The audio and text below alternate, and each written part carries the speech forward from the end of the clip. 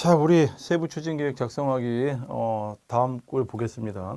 조금 전에 말씀을 드렸듯이 세부 추진 계획을 작성을 할 때 보면 예전에 제가 한번 강의 때 말씀드린 적이 있는데 분량을 이제 우리가 뭐 3페이지 또는 4페이지 또는 5, 6페이지 작성하는 경우들이 있어요. 시도마다 좀 다르기 때문에 물론 그거를 뭐 규정되어 있는 경우도 있어요. 교육부 같은 경우는 뭐 예전에는 4쪽 이내 또는 뭐 3쪽 이내 이렇게 아예 문제가 주어질 때 그 소위 제한 조건을 둡니다.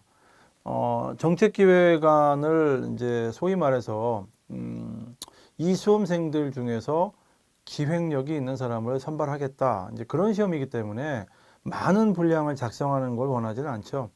적은 분량을 작성해도 이 주어진 문제와 문제지에 보면 제한점도 있습니다. 주제도 있고. 그리고 이제 첨부 자료가 주어졌을 때 이거를 얼마나 잘 분석을 하고 논리성 있고 체계성 있게 문제에서 주어진 요구 조건을 잘 담아주고 있느냐 이거를 보는 거지. 6페이지, 7페이지 뭐 넘고 어떤 분은 이런 경우 있어요. 항목을 이제 공부를 한 거야. 어디서 합격하셨던 분이 이걸 다 작성을 했대.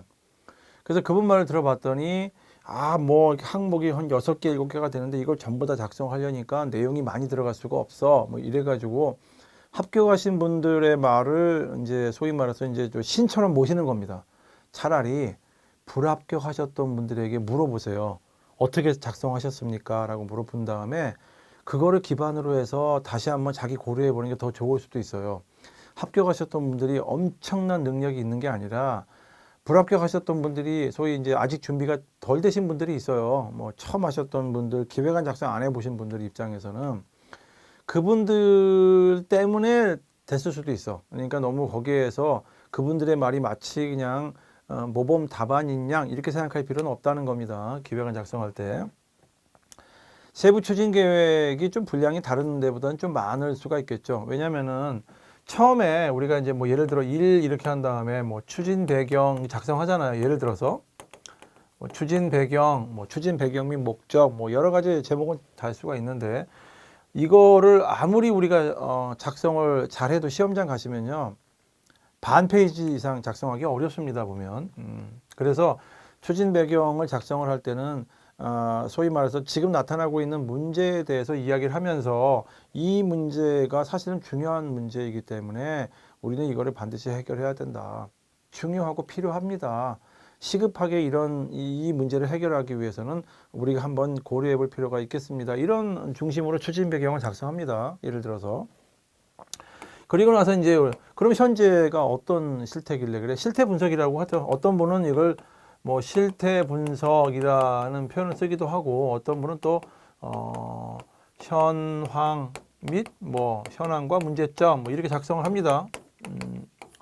문제점 이렇게 작성하는 경우도 있죠. 현재의 객관적인 실태가 어떤 거냐? 그러니까 실태예요, 실태. 현재 실태를 먼저 알아야겠죠. 현재 보니까 뭐 학생들의 뭐 학업 결손이 몇 퍼센트가 나왔다. 미달률이 몇 퍼센트가 나왔다. 사교육비가 예전보다 뭐 몇 퍼센트가 올라서 1인당 가구 소득비가 뭐 30만 원이 넘었다든지 뭔가 통계 자료가 주어집니다. 현재 그 시험장에 가시면은. 그럼 그 통계 자료를 보고 분석을 하시는 거잖아요. 실태를 분석을 해야 돼요. 그래야만 문제가 뭔지를 알 수가 있겠죠. 소위 그 교육 문제가 뭔지를 알죠. 그 교육 문제를 보면서 그러면 원래 우리는 추구하고자 하는 목표가 있을 거야. 그 목표하고 현재의 어떤 객관적인 어떤 실태를 봤더니 차이점이 있죠. 그 차이점이 문제가 되는 거죠, 바로. 그럼 이 문제가 과연 어디서부터 시작이 됐느냐, 즉 문제점을 찾아내야겠죠. 그 문제점이 바로 원인이 될 수가 있는 겁니다. 그 원인 분석을 잘 하시고 난 이후에 소위 말해서 이제 세 번째 한 다음에 소위 아까 전에 무슨 뭐 이거를 활성화 시킬 건지 아니면 이 제도를 새롭게 도입을 할 건지 하여튼 무슨 방안이 있을 거란 말이에요. 방안.